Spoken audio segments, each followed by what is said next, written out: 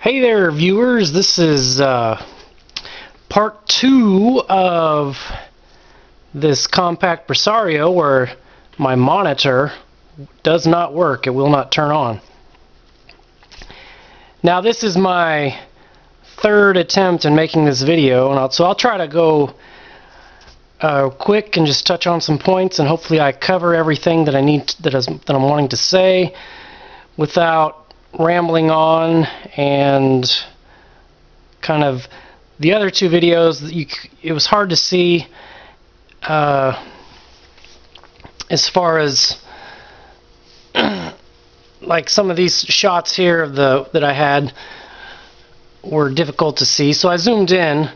I will say that this video, this whole process of trying to figure out why the screen doesn't work has generated more questions than answers. So I'm sorry this isn't much of a how-to video. This is more of a kind of a rant and kind of a video of you know, how do I do this, rather than this is how you do it. So this is more of a I have questions video. So we come over here. Now I don't know if I mentioned it in my last video. I know in my post on my website I did say that I was having trouble with and I hope you could see that. Let me zoom in a little more. Let me bring this camera in. I found several of these board files, but however, the ones that I found, one of them was completely not correct, and two more, they only came with this part of the file. So if you unpacked it, all you got was this board file. And I keep getting these assertion failed errors in open board view, and it's giving me this file, this C++ file, and of course this file location, that's not even my computer. It's line 161, expression nets.size. So here we have a method call or a function call. And now if you hit retry and then you hit debug, now Visual Studio gives you, it says no source available. To investigate further, try one of these options, browse to find the source. It also gives you this call stack location, this DLL file here, and it looks like some sort of a method call. So we have this line 161. If you open this in not Visual Studio, but Visual Studio Code, and those are two different programs, on line 161, and so I zoomed in, and I hope this is large enough for you to see, it shows this +3, so 3 volts, and so V, so the V should be with the volts, and so this card, now I don't know what that is, that's all it says there. If you go to these other files that I tried to open with open board view, I got a 162 on this one right here. This other one gave me also a 161. This is a different file from a different source. Now, this has nothing to do, these errors have nothing to do with open board view. So just to show you, this here is a file for, let me zoom in here. Now this one, the board actually looks like my board over here, the AX2 board. However, this file is for a CQ56 AX1 board, and all the stuff, it seems like, is flipped over. Like this guy looks like the keyboard connector, and here we have, this is U4-1, 128 pin on, which is the so it looks like the management controller, integrated circuit, which if we look at the PDF for the AX2, that would be, which is, I don't know if you can see this, it's U8. The PDF calls it U8. There's a U8 right there. And if you look at the board, there's a U8 on it. KB3926. And so if we flip it over to flip the board, oh, let me connect back over here. Now to flip the board over, I'm just pressing the middle button here. If we flip the board over, now this looks like the underside, so this looks like the processor right here, which is on the underside of my board. But here it shows it on top. So my open board view is fine. It's working. And if we go to another file that's supposed to be this, this guy right here, let me zoom in, and let me look at this not right. Now this guy works, and I think the file that I'm missing is like a SQLite 3 or SQLite 3 file, which is, let me zoom in on this. Let me try to hit Control plus. Come on, baby, zoom in. Come on, Control plus. Okay, how about we just do, let me just zoom in. Let me come closer with the camera. So this QL4, this SQLite, I think that's the file that I'm missing. That never came with those other ones. But if we open this guy right here in open board view, this is supposed to be, up here we can see CQ56, but this looks nothing like my board. If we close it and we look here, it shows AX2 right there. I don't know if you can see that. AX7. But it's not the right board. So anyway, that's one problem I've been having, is trying to find this board view file. I'm going to go ahead and close this out. And if you search for if we do Control F and bring up the search key, U8. If we type U8, we get these two options, and this one right here, if we hit enter, it shows, so this is the AX1 board, it shows this guy over here, and he is a 96 pin and not a 128 pin, which is what the U8 on the AX2 board is, a 128 pin. Alright, so let's just kind of come over to, I think that's all I wanted to talk about there. I don't want to bore you anymore with any of that stuff. So on this PDF schematic, here we have the connector for the monitor. Pin 1 is up here, pin 40 is down here. This guy is 3 volts.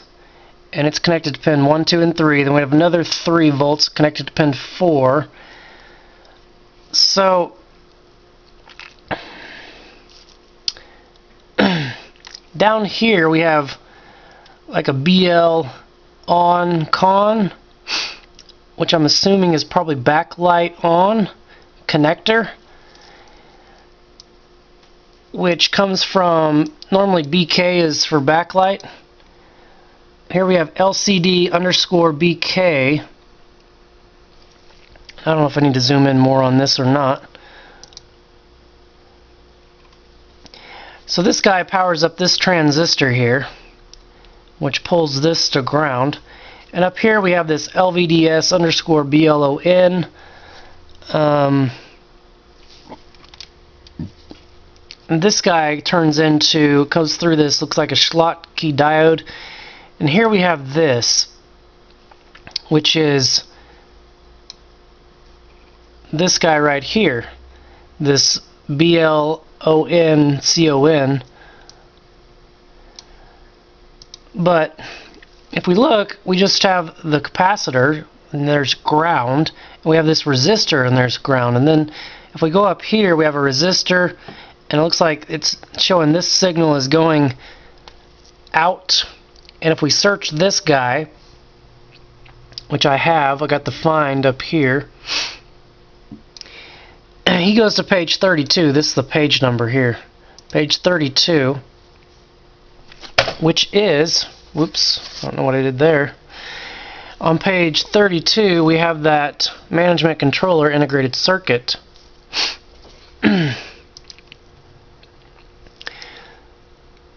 Which is this page right here. And this guy shows to page 23, which is what the previous page we were on. This guy shows the signal going away, which that makes more sense, coming from the controller going to page, if we go back to the previous, to this page here. So I don't know why they have this pointed that way. It should be pointed in. So I already tried to turn this monitor on by, if we look here at I have a, in my DAC, I have a DC level, a power supply. If we open that up, I'll show you what it looks like. It says DC level output. It's minus 10 volts or plus 10 volts. You can manage this, and you can, there's two separate channels you can choose, and then you hit the start button. So, was there anything else I wanted here? I don't think so. I think I touched everything I wanted to touch. I don't want to bore you with anything else here. If we go over here, now, I will say, let me plug this. Let me plug this guy in here first.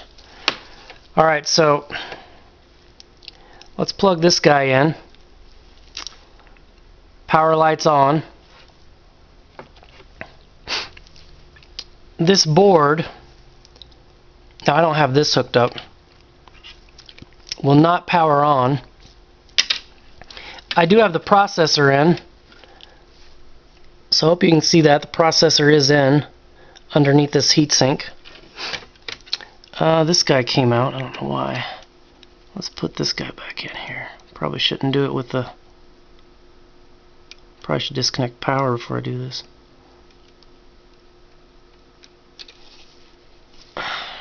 Let's see if I can get him in there real quick. There we go. Now,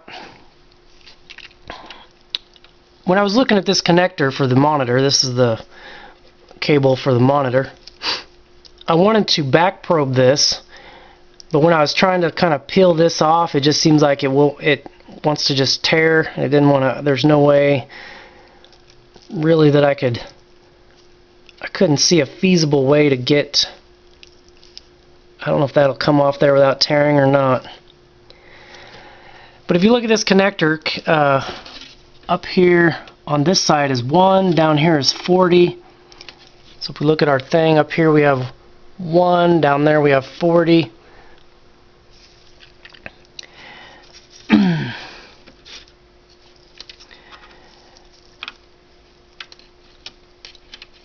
Now I will go ahead and, you know, I did mess up the other day.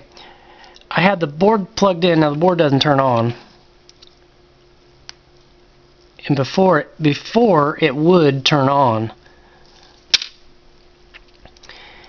Now the other day I had the board plugged in, but I did not have it powered up, and I was just wanting to test voltages in here, and so I made an error. I couldn't see any other feasible way of doing this, and against my better judgment, I went ahead and I was trying to be careful. I connected this to my positive on my red lead on my voltmeter, so I had my voltmeter up, and I was trying to use this little pin here just to kind of test these pins, and I was trying to be careful not to get more than one, but they're really close together, and I accidentally, you know, I was just doing a preliminary test before I turned the board on to see where I had voltage, And well, anyway, I must have hit must have hit more than one connector, because I kind of heard a crackling noise and saw like a slight spark, and I thought, uh-oh, that's not good. And long story short, this guy right here got fried. So if we hook up so I got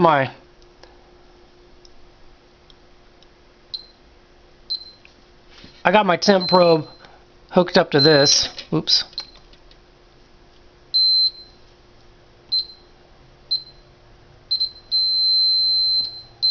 No.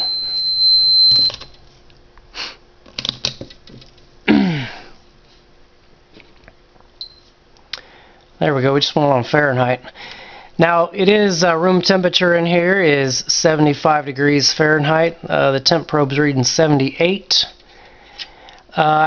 If you do use a temp probe, just touch the plastic parts of these pieces, because you could easily short something out with this guy on a board such as this. So if we put this on here, now the rest of this board is pretty much cool. And we just have it, remember, we just have it plugged in. The board won't turn on. And we're using temperature in order to find current flow. Because if you have a short, not an open, but a short, then you're going to have a bunch of current flow flowing to that, so it's going to heat whatever component it is up. So that's what we're doing. We're going to use temperature in order to find a short. And this guy is definitely shorted out. This is the management controller. The KB was at 3926 or something. And so the rest of the board is about room temperature, less than 100 degrees in any of these spots. Usually most of them are like 70, 80, somewhere around 80 degrees. But this guy, if we look here, he's showing 185. Now the other day I tested it, and this guy got up to 215 degrees. And so if we left this on here, I'm sure he'll peak at least 200. So this is definitely bad.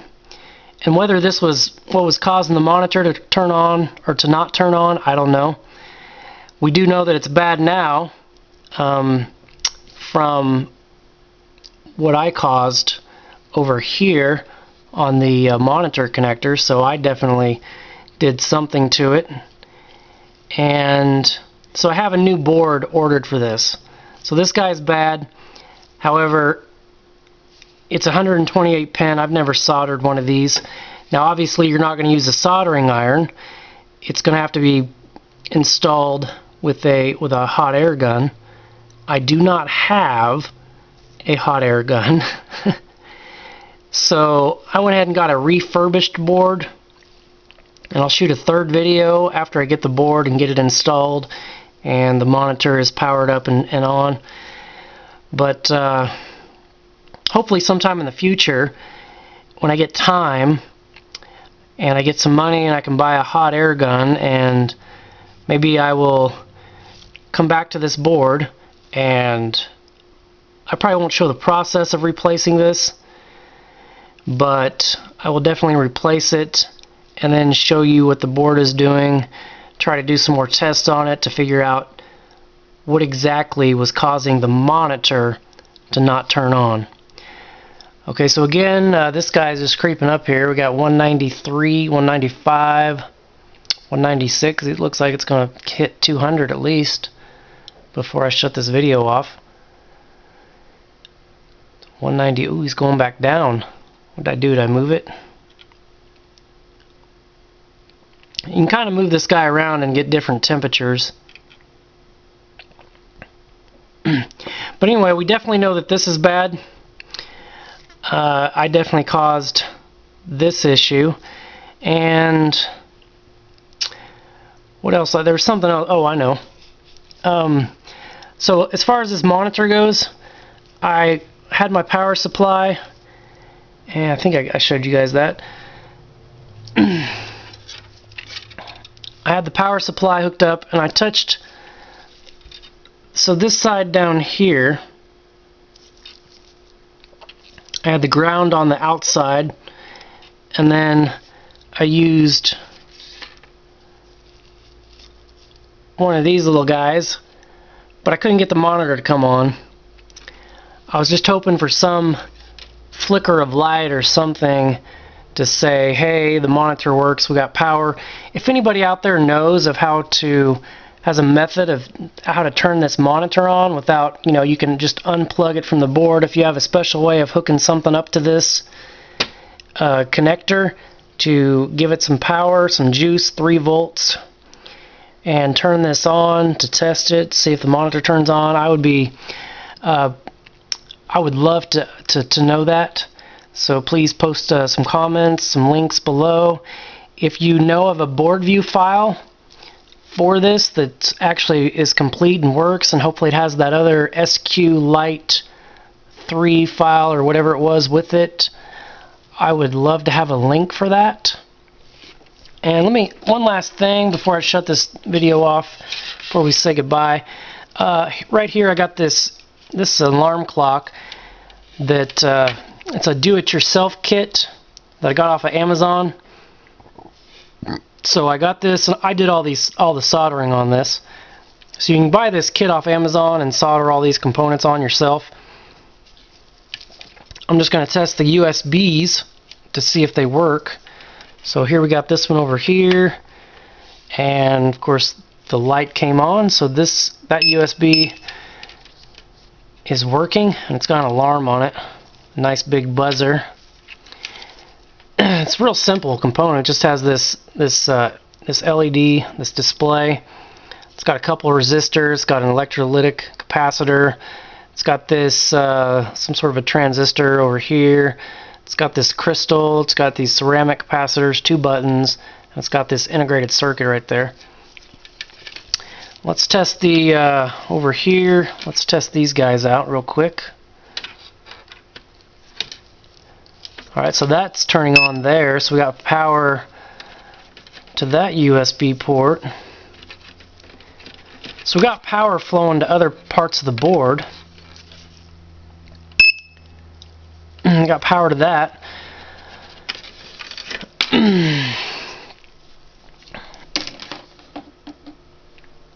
So anyway, guys, thanks for watching this video. I hope you learned something from it. It was not much of a learning video as opposed to I have questions video. This guy is definitely bad. I'm going to order one of those. I got a new board, like I said, and anyway, thanks for watching, guys. I hope you found this video useful.